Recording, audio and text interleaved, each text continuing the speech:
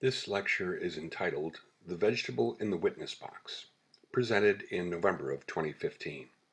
This consideration addresses the instantly available agricultural testimony surrounding us in the context of whether or not the variety, beauty, and utilitarian nature of vegetation confirms or contradicts the theory of evolution. A fair amount of the reasoning is drawn from a book by Islip Collier, a book by the same name, first published in 1922.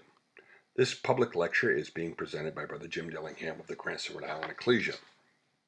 So, the question we're addressing is basically, how did we get here? We'll only be considering two options. One is the possibility that the theory of evolution provides the answer to how our environment and the endless species of animal and vegetable life developed over millions of years, with no greater purpose than merely survival. The other option would be the possibility that an intelligent designer created this environment and all this diversity of life for a particular purpose. The suggestion that there could be a third possibility, that an intelligent creator may have simply manipulated a desired creation over millions of years by employing evolution as a creational process, will not really be considered, as that possibility is just as contradictory to the premise of an intelligent designer intent on a particular purpose as considering evolution completely separate from any exterior guidance or control other than the pursuit of survival. Any accommodation for respecting the theory of evolution is completely contradictory to the Bible record of creation for quite a number of reasons.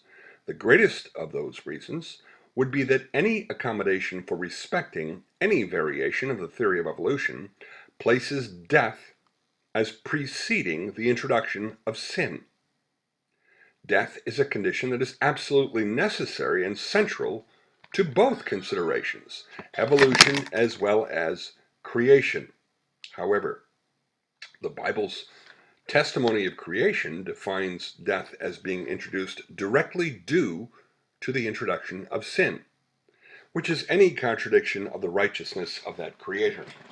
The theory of evolution demands the understanding of death to be a literal reality from whatever point life supposedly spontaneously generated. However, the Bible's testimony is that death was not part of the original creative order, but introduced as a result of sin.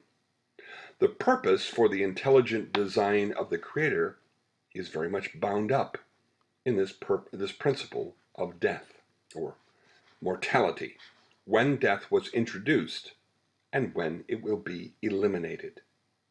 This is why there can be no possible blending of the two contradictory explanations for our existence.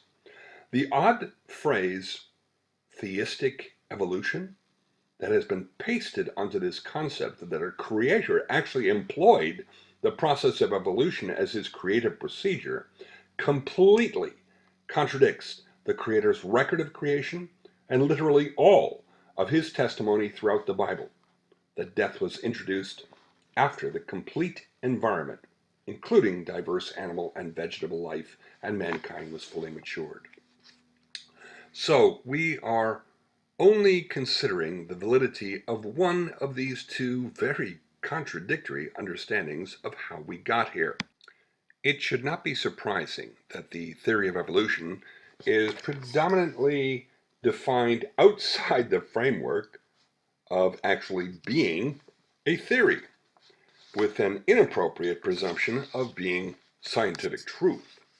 This kind of unproven scientific fantasy being accepted as fact by the huge majority of the scientific community is a very common historical pattern. Poor Galileo was literally tortured by the scientific community of his generation to recant the conclusions of his mathematical and astronomical research that a round Earth revolved around the sun, and not the predominant scientifically accepted understanding that everything else revolved around a flat Earth. Bible testimony is that the Earth is a sphere that hangs in space upon nothing.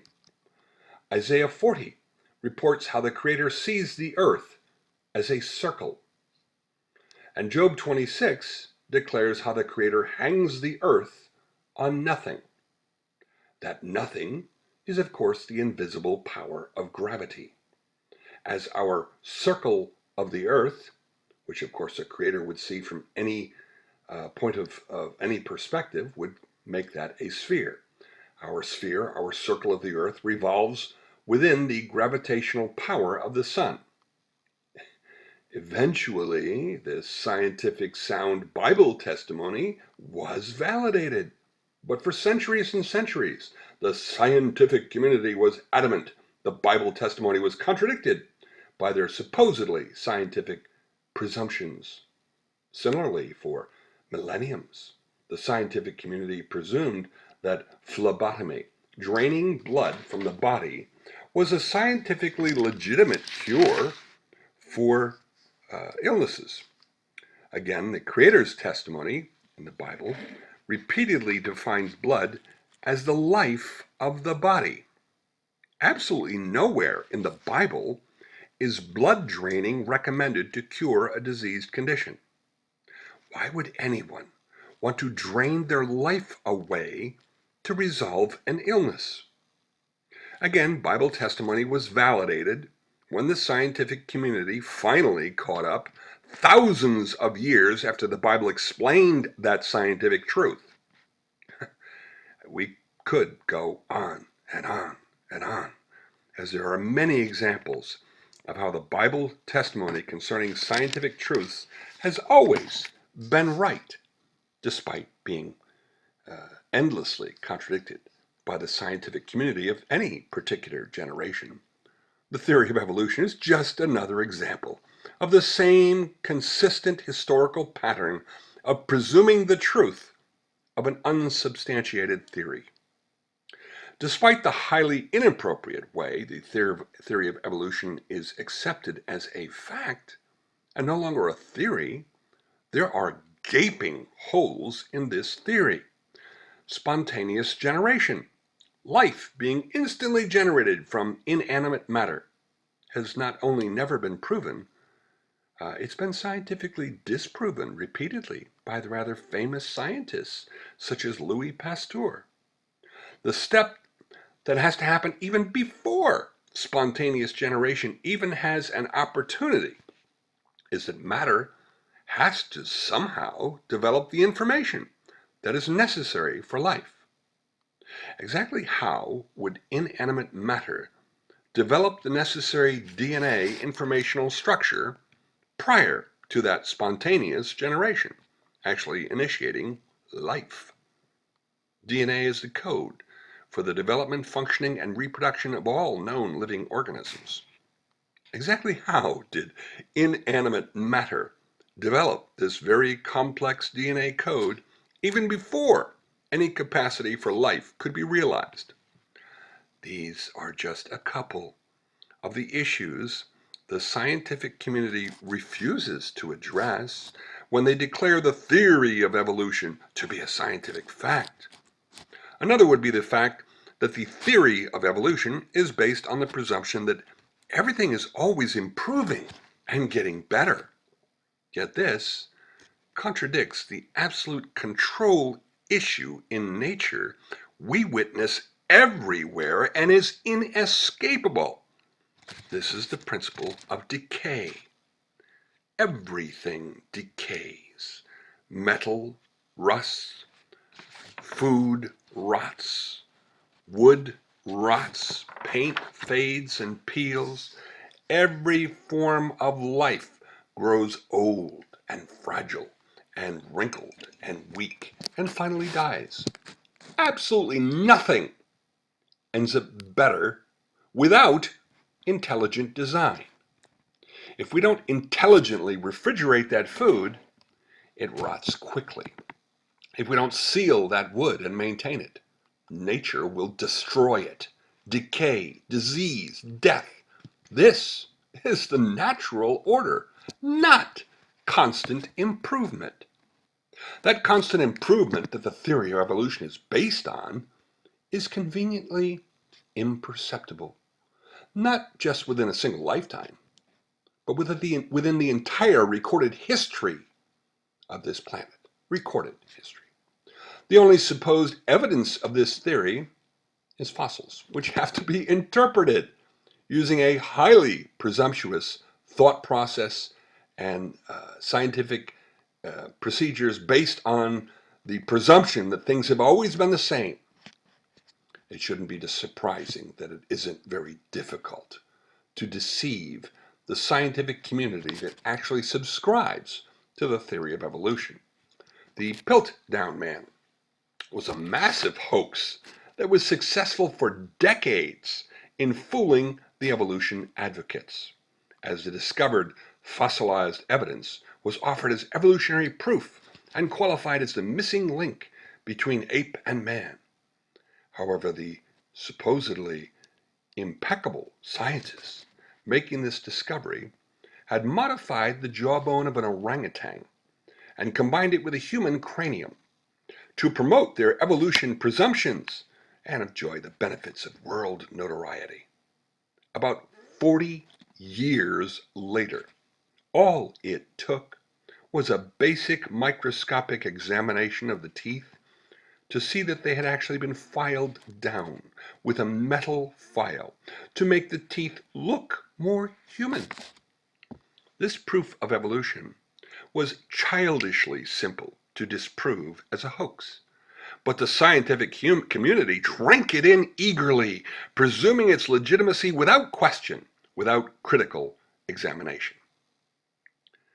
Although there are many potential directions available for scientifically contradicting the theory of evolution, our primary avenue of reasoning today will be in the category of vegetation. We are going to place the vegetable in the witness box to consider its testimony. We don't need to review the postulations of paleobotanists concerning their research on plant fossils. We don't want to listen to the ghost testimony of long-dead plant life with conclusions based on a structure of unproven presumptions. We want to hear the living testimony of vegetation that is all around us. However, that testimony of agriculture is not very prominent in the lives of most of us today, as it was for thousands of years for the majority of mankind. Over the last 200 years, agricultural employment has plummeted. Today, that agricultural employment, at least in the United States, constitutes less than 2% of our workforce. A few of us may have small gardens we tend in our backyard, but few work daily in the agricultural industry. Therefore, that available agricultural testimony would not be so prominent in our considerations on a daily basis. Even this kind of thought process, meditation on how issues interrelate, is not encouraged in our current technology-based society, demanding very brief, high-speed bursts of a thought process with all our acronyms and bullet points and abbreviated mission statements and sound bites and 3-minute news summaries and advertising targeting instinctive responses with rapid-fire images. We live in a society where speed is the dominant control factor, and where our minds can be so engaged every second with electronic devices that our lives can be in jeopardy due to the refusal to concentrate on a single highly significant activity. That's why there are now laws forbidding texting while driving. Our lifestyles are not conducive to meditative thinking, which can be very dangerous to our lives, both our mortal and the conditional prospect of being born again into immortal life. So let's step outside our societal thought pattern and consider, meditate about the testimony of plant life in the terms of whether the diversity of vegetation we can examine all around us could have developed by adapting on the basis of responding to a competitive environment, constantly improving over millions of years on the basis of the control factor of survival, an existence struggle, or that vegetation was intelligently designed as a component of a particular comprehensive purpose by an intelligent designer, a creator. Now, it should be understood that the reasoning originally presented in Darwin's Origin of the Species is not that the various forms of life were developing new capabilities because there was a need, but that any members of a species that didn't possess that new capability that somehow came about would die off, leaving only those with that capability to survive and procreate.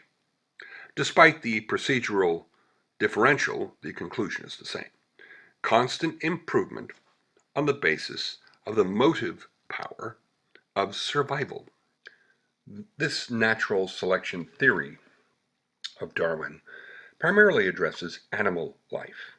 The variations in ourselves and the creatures we see and are supposedly purely accidental, with the preservation of profitable features being a natural consequence in the selfish struggle for life, with that natural law operating without any ultimate design and no more interested in men than in maggots. However, this natural selection theory is incapable of explaining the variety, perfection, beauty, and absolute utility of the vegetable world. In the vegetable world, the struggle for existence is always degrading. There's no counterbalancing advantage to a moral stimulus, no will to survive against the odds and persevere. While we, or even an animal, may rise to the occasion in a threat, this is not possible with plant life. Also, unlike animal life, there's no mobility with vegetation. Plants can't flee from flood or fire. There's no battle for food and living space as decided in a few minutes, with death to the vanquished and abundance and peace to the victor. Vegetation cannot wander in search of a better environment in which to prosper. A plant is established by a mere chance of a seed being dropped on a vacant spot. It'll generally ripen its seed, even if it is hopelessly outmatched in a struggle with its neighbors. This fight for food and sunshine goes on indiscriminately between strong and weak. The natural selection that may be presumed is applying to the animal world has no application to vegetation. Seeds do not wander at will to make any choice for their fertilization.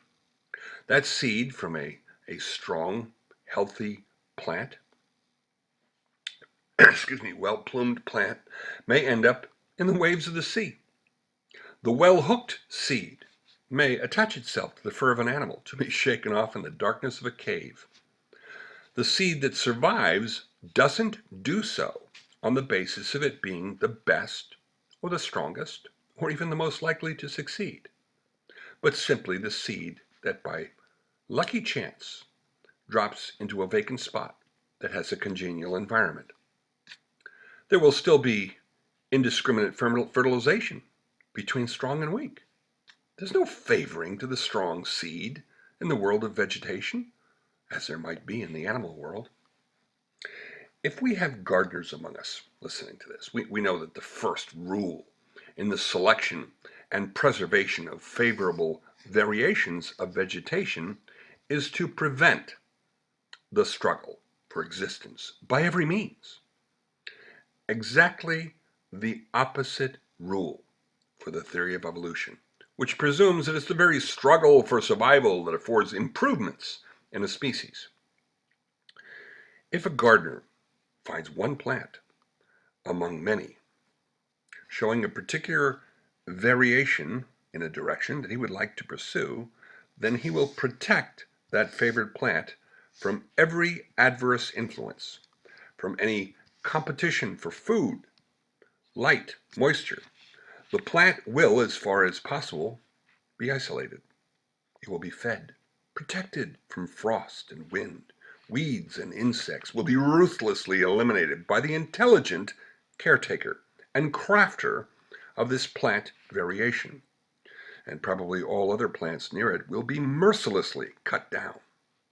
When the seed has ripened and the time comes to sow for the next generation, that intelligent manipulation, cultivation, will continue. No opportunity for frost or drought or lack of sunlight or earth nutrients will be accommodated. The young plants are planted out so far apart and then watered and tended with the care to encourage the development of that new tendency. A gardener knows that if there is a struggle for existence, the plants will be weak and the leaves unhealthy. Under those circumstances, the plant can't even maintain the characteristics that are naturally native to it, much less develop new and better, stronger characteristics. That theory of improvement by a struggle for existence is completely foreign to the rules for improvement in the context of vegetation. Yet this principle of struggle and survival, which the plant breeder seeks to avoid to achieve improvement, is the very force promoted by evolutionists to explain all the wonders of nature. This evolutionary force is supposed to actually have taken the place of the plant breeder in the great garden of the world, despite the fact that its very principle of operation directly contradicts that natural pattern of development any gardener can witness for themselves with invariable consistency. One wonders how any gardener could subscribe to the theory of evolution. Let's look at the testimony of the strawberry. A frequent component of a home garden, an extremely valuable product of commercial agriculture, the basis for the success of the theory of evolution is the premise of natural selection, that nature selects the features of a species, animal or vegetable, that ensures survival, that the features of these species have developed over millions of years on the exclusive basis on the continued survival of that species. When I was a teenager, my grandfather died. He was a farmer. We moved back to the family farm from Kansas City to care for my grandmother. That next summer, I took care of a field of strawberries. They were very neat rows of strawberry plants, allowing one to kneel down in the dirt without having to crush strawberry plants with their big feet in order to harvest the fruit. We had a great harvest that first year after my grandfather's death. That next year, those neat rows were all gone. The entire field was overgrown with solid strawberry plants, and the fruit was nowhere near as good as the previous year. I had never been taught how to take care of strawberry plants. Well, strawberry plants can propagate through both seeds and runners. If we want more strawberry plants, a farmer or gardener doesn't have to wait for a seed to grow, but can take advantage of those runners. When a runner extends beyond the leaves of its host plant, it can be pinned or weighted to the ground by the gardener, where it can take root and develop a new and separate strawberry plant by pinching off the connection. One strawberry parent plant can actually produce up to a dozen other plants in a season through this process. And this is why my grandfather's strawberry field was so completely overgrown with strawberry plants that second year.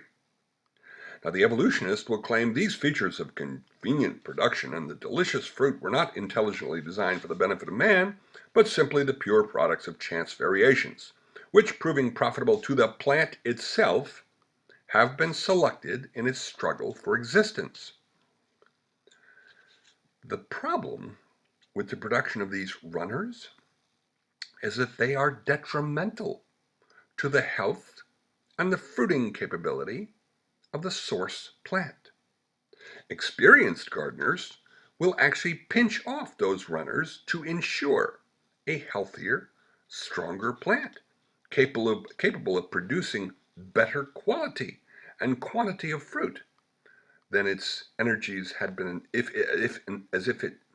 then stronger, a healthier, stronger plant capable of producing better quality and quantity of fruit than if its energies had been invested in producing numerous runners. And that's why my strawberry crop of that second year was dramatically less favorable, since I had not eliminated the runners of the previous year, as my grandfather had surely done in the years he maintained that strawberry field with its clearly defined rows. If these strawberry plants did not produce runners, their full energy could be directed to producing that fruit, for which his entire life is directed, full of seeds, for the continuation of a strong species. If the proposed principle of natural selection will invariably pursue the goal of survival and weed out those unnecessary or detrimental features that challenge that thriving survival, then why does the strawberry plant produce these runners that are detrimental to the vibrant production of fruit packed with seed and a strong, healthy plant? Any experienced strawberry gardener will know that if these plants are allowed to grow runners, they produce half as much fruit. This feature of the strawberry is not simply useless to its survival, it is actually detrimental, weakening each plant. And yet we're being asked to believe this plant naturally selected and developed this feature for its own survival. Well, let's ask another question about this survival force that evolution depends upon to explain the diversity of plant and animal life in relation to how few species in the plant world actually possess the defense capacity of producing poisons. If we think just a little about this issue, we would recognize that the absolute supreme power for existence would be on the side of vegetation. Vegetation has a monopoly on the power to transform raw chemicals into living substance. Animals, insects, human beings all feed on this vegetation. And of course, carnivores will additionally feed on the animals that feed on vegetation. The vegetable world has the capacity to produce poisons, which would quickly put an end to the molestation of the animals and insects and human beings that threaten their continued survival. If therefore nature had no force behind her, but this complete absence of any intelligent design for that struggle for existence, and if the natural selection had a tenth of the power that has been attributed to it, we should expect every seed to be equipped with poison to guard against its numerous enemies. Animal life and insect life could quite easily be annihilated if the only rule for continuing development in the category of vegetation was survival. We can easily take a survey of nature and observe the actual facts about this consideration. Now, there are a number of poisons derived from vegetation, but they constitute a very small part of the vegetable world, and they don't multiply rapidly. They're quite rare, which actually suggests there's a guiding hand upon them to prevent them from taking possession of the world for their own easily achieved dominance and self-preservation, if all they did was, by what the evolutionists call natural selection, embrace that self-protecting feature of producing poisons. Those dangerous drugs are comparatively rare in nature. The most prolific vegetation growth is just of those plants that are of most service to herbivorous animal life. If the evolution theory were actually true, if there was no intelligent design in the natural order, the vegetation would certainly have developed a far greater capacity for self-preservation through selecting this poison production, protecting itself against all the creatures that would presume to feed upon it.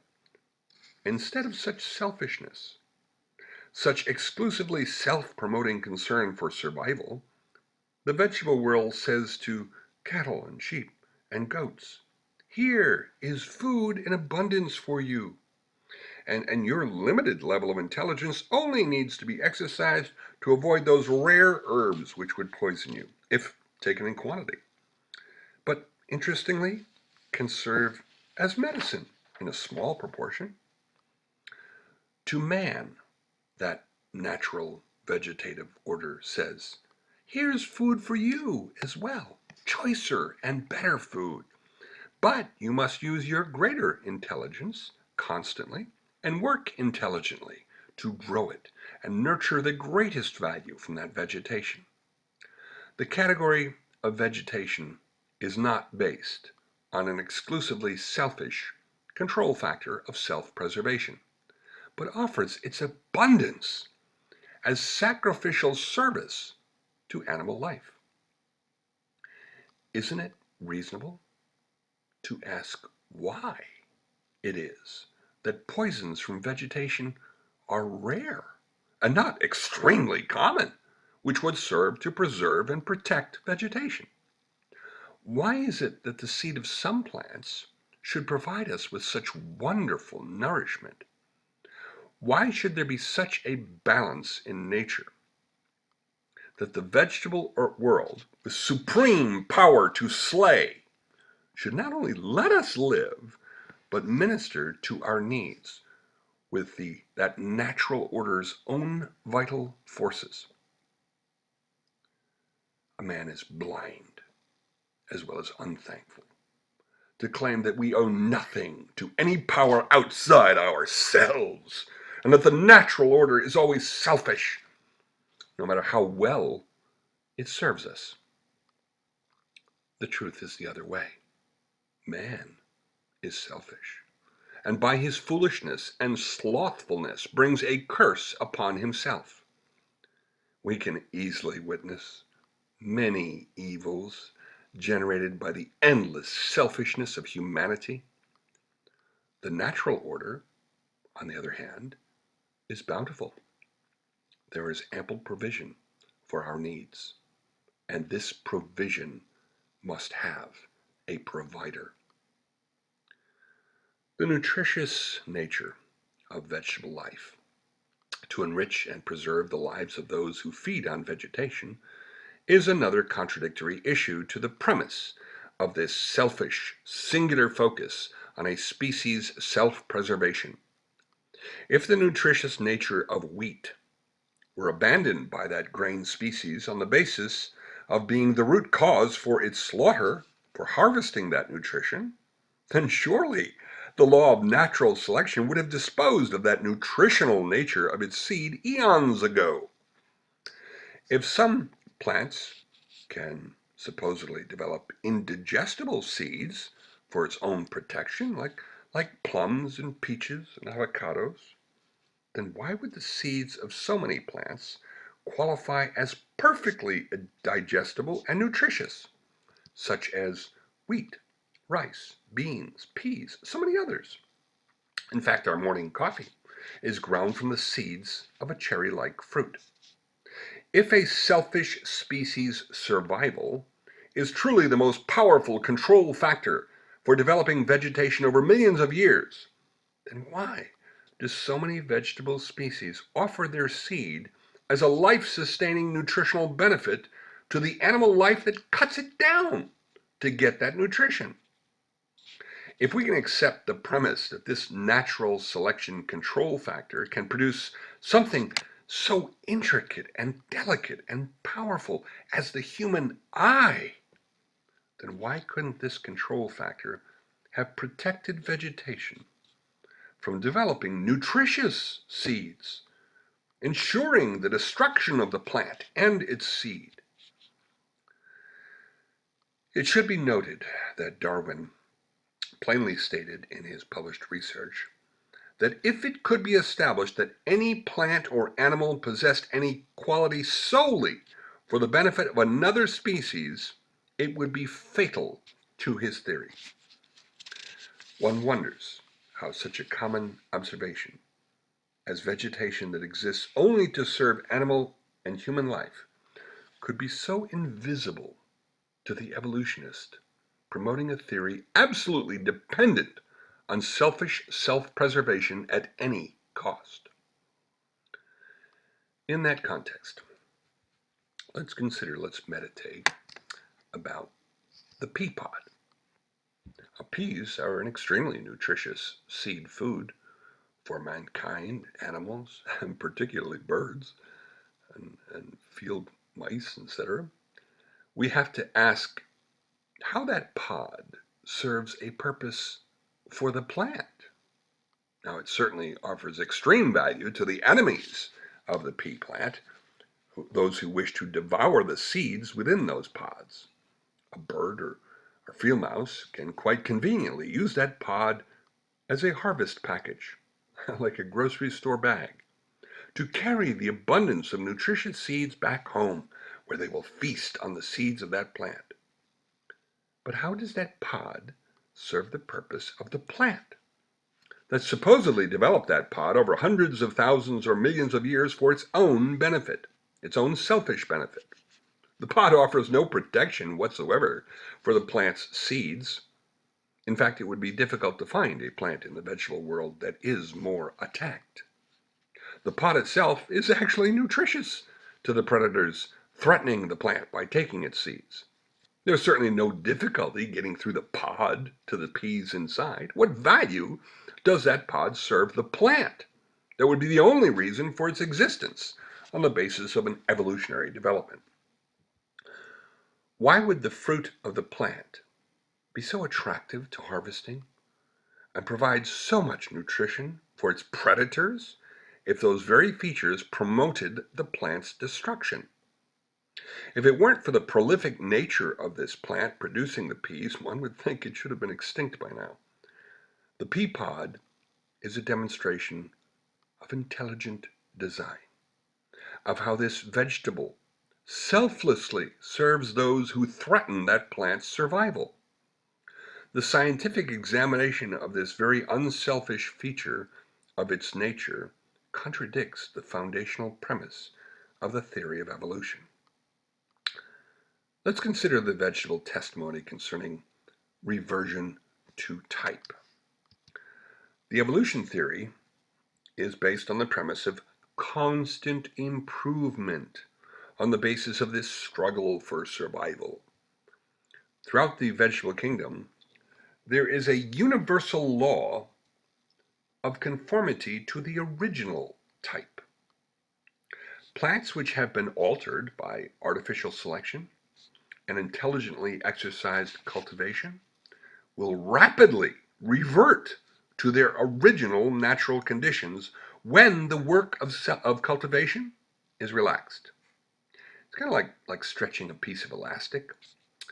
Within certain limits, it is not difficult to alter the shape, but when the force which has been affecting that change ceases to act, the original form is resumed very quickly. If all plants and animals have evolved from very simple types to much more complex, all those innumerable stages in the long line of very slow but constant improvement would be equally natural. Why then should there be any innate tendency to revert to a previous condition? Evident very obviously throughout the entire vegetative division of this natural order. One understanding, the theory, is a direct contradiction to the other, a very easily observed and indisputable pattern. A gardener can develop superior tendencies in particular vegetables over many years of constant nurturing, separating those plants from the survival struggles they ordinarily experience, giving them well-aerated soil, enough space apart for vigorous growth, the elimination of all weeds and challenges to their air, water, and earth nutrients, providing protection from animals, birds, and insects in order to develop that hardier and more fruitful variation of this vegetation. However, as soon as cultivation and artificial selection by a gardener, one trying to intelligently design, when that cultivation and artificial selection stops, reversion to the original condition is witnessed very rapidly. It may take as little as a single generation to lose all those advantages when the protection from a survival struggle is removed. The very feature upon which the theory of evolution depends for the presumption of constant improvement. We could also question the purpose of beauty in the vegetable world. That's certainly applicable in the selection process in animal life. The male and female of a species is drawn to that beauty.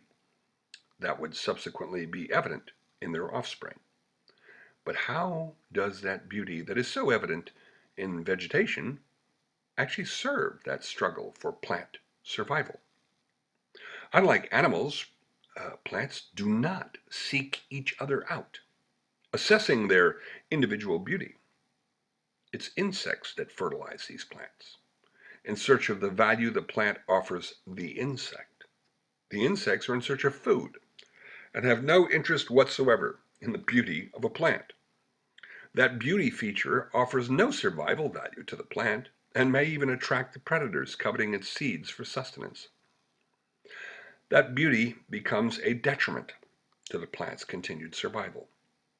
But the beauty of vegetation saturates this world. The utilitarian uselessness of the plant's beauty is a contradiction to the very nature of that exclusively selfish evolutionary development basis, exclusively focused on individual survival. As we noted at the beginning of our considerations, there are many independent ways to demonstrate the illegitimacy of the theory of evolution that is so intent on denying the understanding of intelligent design in a created order produced for a particular purpose. When we consider the Creator's personal testimony concerning the features of the natural order that he reports to have designed and created, we find an incredible consistency and scientific validity in that testimony that spans the full 1,600 years of the Bible's development, and perfectly consistent metaphorical parallels to the natural order throughout the long list of contributors who were inspired to record every word, every letter, every number, specifically in the original Hebrew and Greek languages. We can see an absolute consistency in defining the enlightened community of men and women throughout Scripture to fruit-bearing vegetation, but the unenlightened always paralleled, without exception, to vegetation that does not bear fruit. The enlightened community is defined as wheat, barley, a vineyard, fig trees, olive trees. It makes no difference what book of the Bible is referenced and who wrote it in what century. The unenlightened are always defined as non-fruit-bearing vegetation, grass, briars, thorns, thistles. The exact same metaphorical representation is made throughout the Bible for each of the highlighted features of creation, the created order, often called the natural order. Clouds always, without exception, represent the presence, power, glory, and nature of the Creator. The rain that issues from these clouds in the natural order always has exactly the same metaphorical representation for every single contributor of the Bible, from Moses to the Apostle John. That rain issuing from the clouds above us always represents the Word of God, whether that Word is manifested in the spoken communication, written testimony, or the living testimony of the Word made flesh, the Son of the Creator, whose two comings are repeatedly identified with the early and latter rains that facilitate the harvest. When we actually take the time to focus on the miraculously consistent use of Bible references to the features of creation, that natural order, we find that the spiritual parallels to these features of the natural order demonstrate exactly the same parallel features as the physical, scientific relationships and effects in how these features of the natural order interact. In fact, if we choose to pursue this consideration of how the features of our natural order are used to parallel the spiritual purpose explained in the Bible, we would see that this precedent extends from the vastness of the universe right down to the atomic level. This is a theme that would take a significant amount of time to validate and demonstrate its perfection, but this consideration certainly validates the necessary intelligent design conclusion about our natural order that is the result of any truly scientific consideration. There are a number of meditational avenues to scientifically invalidate the theory of evolution.